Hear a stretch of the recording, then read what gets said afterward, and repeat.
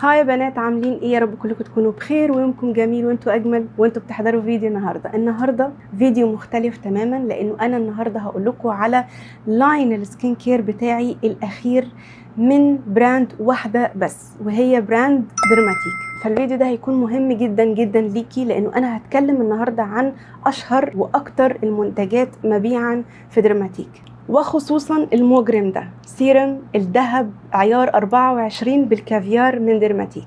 الميك اب اللي انتوا شايفينه ده ولا نقطة فاونديشن، ايوه بدون ولا نقطة فاونديشن، بس عشان اكون صريحة لاقصى حد، هو حاجة واحدة بس اللي هي حوالين العين اللي مستخدمة لها الكونسيلر بتاع ديرماتيك، اللي هو صححت بيها الهالات بتاعتي، وما جبتش ولا نقطة كونسيلر في اي منطقة في الحتة دي، ولا قرتي ولا بقيت وشي ولا حوالين بقي ولا اي حاجه، هو بس حوالين العين.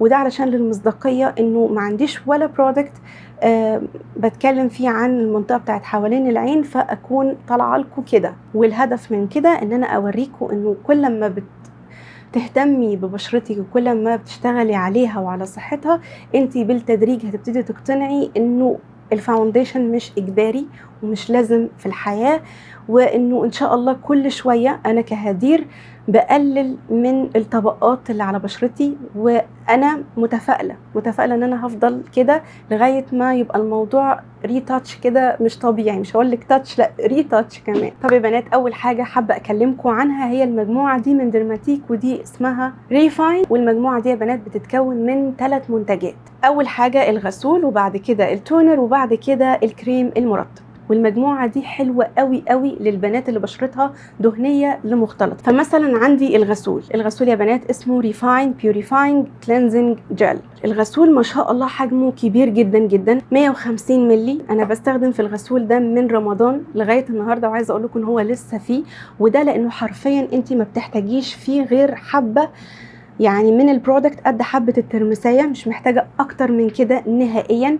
وبيرغي معاكي وبيفوم معاكي البشره. اول حاجه لازم تكوني غاسله ايدي كويس جدا، وبعد كده تحطي ميه على وشك وتاخدي الغسول بتاعك، تحطي الحبه اللي بقولك عليها دي، وتبتدي تاكتفي الغسول لغايه ما يعمل رغوه. لازم الغسول يتاكتف ما بين الايدين كده لغايه ما يعمل الرغوه الفوم دي، او يفوم معاكي. وبعد كده تبتدي تعمليه بحركات دائريه بطريقه خفيفه جدا، وتتكي هنا على المنطقه بتاعه النوز، لان دي طبعا بتبقى اكتر المناطق اللي بيطلع فيها الرؤوس السوداء. منطقه الدقن برضو نفس الموضوع، الجبين، حبه المساج اللي انت بتكوني بتعملي بيهم على البشره بالغسول، يعني اللي هو بما معنى انه انت سايبه الغسول شويه على بشرتك، وبعد كده بتغسلي البشره وبتنشفيها بحركه الطبطبه.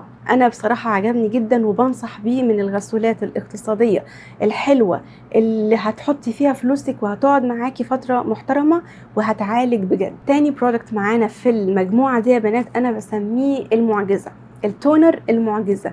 التونر خليني الاول اقول لكم اسمه ريفاين بيوريفاينج تونر. التونر ده يا بنات هو البديل الارخص لتونر تاني حاليا سعره معدي 600 جنيه. التونر ده يا بنات انا بقول لكم ان هو اسمه التونر المعجزه. ليه بقى؟ لان التونر ده حلو وحلاوه للبنات اللي بتعاني من الحبوب بتاعه القوره. لو تشوفوا الفيديوز السابقه للفيديو ده انتوا كنتوا هتلاقوا انه الدهون طالعالي من اول هنا لغايه هنا، لدرجه انها واصله لاول مناخيري المنطقه دي كلها دهون. بس انا مع كام استخدام للتونر ده لقيته عمال بيقلل وبيعالج وبيخفي، لدرجه انه انا فاضل لي حاجه لا تذكر في قورتي في خلال 15 يوم.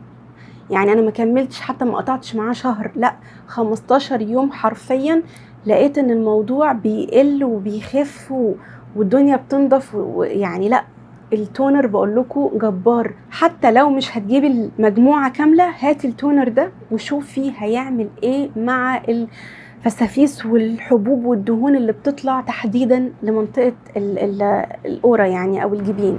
تالت برودكت بقى في المجموعه دي هو المرطب. المرطب يا بنات كلمه خيال، كلمه قليله عليه. المرطب ده عالمي، حته منه حته لو بشرتك مختلطه ولو دهنيه كمان حاولي تقللي من الحته دي، لانه ترطيبه ريتش جدا جدا جدا. وابتدي اعملي مساج خفيف كده على البشره، وعيشي كمية ترطيب وكمية ثبات للميك اب تحديدا للفاونديشن من بعد المرطب ده مش طبيعيه. لانه كمان اللي متابعيني من زمان عارفين انا عندي اكزيما حوالين بقي، فمحتاجه طول الوقت ترطيب مظبوط كافي لمشكلتي دي، فده دخل في الروتين العلاجي مش بس التجميلي زي ما بقول. خلصنا اللاين ده على خير وسلام، نبتدي بقى ندخل على السيرمز. انا عارفه ان في بنات كتير قوي بتحب السيرمز وبتحب تستخدمهم، وتحديدا الحاجات اللي بيبقى فيها كده مسميات تجذب، زي مثلا الهيالورونيك اسيد، زي الذهب والكافيار والحاجات دي. ففي معايا 2 من اروع ما انجبت درماتيك. السيرم ده اللي هو اسمه ادفانسد جلو بالHA، وده اللي هو اسمه جولد، دهب عيار 24 ومعاه كمان كافيار. خليني الاول اكلمكم على ده اللي هو اسمه ادفانسد جلو. السيرم ده فيه حاجتين جامدين جدا، فيه هيالورونيك اسيد وفيه P5. ده للتفتيح، بنستخدمه مره الصبح ومره بالليل، بس انا على طريقتي بستخدمه مره واحده بس الصبح، وهقول لكم ليه بستخدم في الليل. ده اللي هو الجولد ده بيرطب البشره بشكل مش طبيعي، وبيسيب فيها جلو كده خطير، وهو اصلا ريحته فوق الروعه. بصوا يا بنات الدروب بتاعته ووتري ازاي، بصوا نوعا ما تحس ان هو تقيل، بس البشره بتتشربه بسرعه جدا. تاني حاجه ودي خطيره جدا ونادرا لما بتلاقوها في السيرمز الا بقى الانواع الغاليه قوي قوي، ان هو بيعمل ري بلامب لل الفاين لاينز اللي موجوده في البشره. في اوقات كده بيطلع لنا خطوط رفيعه جدا وتبقى عايزه تلحقيها قبل ما تتحفر بقى في السكين بتاعك، فده بيعمل التعبئه لانه هو طبعا فيه الHA. واخر حاجه بيعملها ان هو بيصلح من حاجز البشره، فاي ضرر موجود في حاجز البشره هتلاقي انه انتي مع استخدامك للسيرم ده البشره بجد بجد بتختلف، شكلها، لونها، التكتشر بتاعها، كل حاجه مع السيرم ده بتختلف. وعايزه اقول لكم ان انا مستخدمه الحبه اللي انتوا شايفينها دول، ودول كمان بقالهم كتير. الدروب بتاعته بانك انت بتضغطي من هنا فيطلع معاكي السيرم، هي الدروب دي انت مش محتاجه اكتر من النص اللي انت شايفاه ده على كامل الوجه. نيجي بقى للبرنس ده. البرنس ده يا بنات حاجة كده ليها حق درماتيك انها تنزله limited edition. بصوا انا عايزة اوريكم حاجة واكيد اكيد هتشوفوها. شايفين الجزيئات اللي موجودة الذهبي دي؟ ده ذهب عيار 24. انتوا متخيلين؟ السيرم ده يا بنات انا اول ما جبته واستخدمته، عايزة اقول لكم ان انا بشرتي الجنب ده، هحط لكم صورة، الجنب ده اتردم حبوب مش طبيعية. مع استخدامي ليه بدأت ألاحظ الحبوب اللي بتطلع إنها مش حبوب ومش بثور، ده بيطلع حاجة اسمها دهون. هو عمال بيطلع كل الدهون اللي تحت الجلد اللي أنا ما كنتش عارفة أطلعها. انتوا متخيلين؟ وبتك عليها انضفها الاقي الدهون بتطلع زي بالظبط الدهون اللي انتوا بتشوفوها في العيادات وخلاص.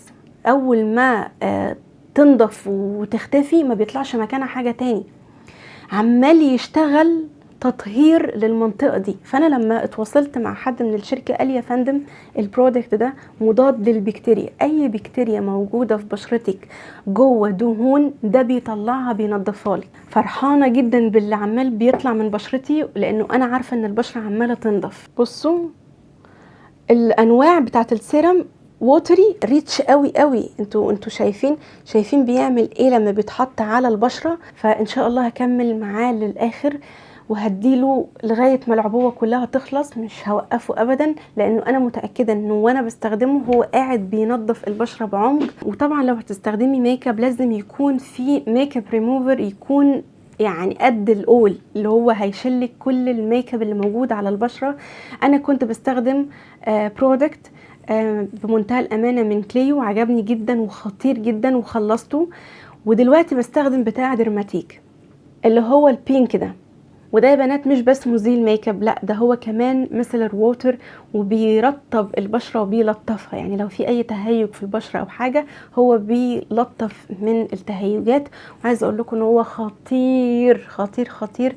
برضو بسوايب واحده تحطي في القطنه منه خلاص وتمسحي، هي سوايب وبيطلع لك الميك اب منه. ولو مش هتستخدميه كمزيل مكياج انت ممكن تحطيه مثل ووتر عادي جدا، وبرده خطير بيلطف وبيرطب البشرة بشكل مش طبيعي.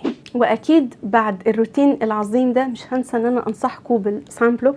السان بلوك بتاع درماتيك يا بنات انا شايفه ان هو من اروع انواع السان بلوك الخاصه بالبشره الدهنيه. السان بلوك بتاع درماتيك للبنات اللي بشرتها دهنيه وعايزه حاجه تطفي معاها تماما، ما تسيبش اي لمعه، ما تسيبش اي اثر دهني على البشره، حتى لو اللمعه دي هتكون صحيه او جلوي او كده، لا هم بيقولك احنا عايزين حاجه تطفي تماما. فالسان بلوك بتاع درماتيك خطير، انا مش ممكن اتخلى عنه، وخفيف على البشره بتتشربه، ما بيعملش اي طبقه بيضه، ما بيجيرش مع الميه. يعني حاليا هو من الفئه السعريه المتوسطه اللي الافكت بتاعها او الكواليتي بتاعها فوق الرائع. وبس كده يا حلوين، ده كان ريفيو كامل على اكتر منتجات درماتيك شهرة اللي البنات بتسيرش عنها كتير جدا وعايزة تعرف تجربة، والتجربة بجد بجد حقيقية وبناء على كمان فترة، مش بقول لكم ان هو مرة ولا اتنين، قلت لكم كل اللي حصل لي بالظبط بدون اي مبالغة،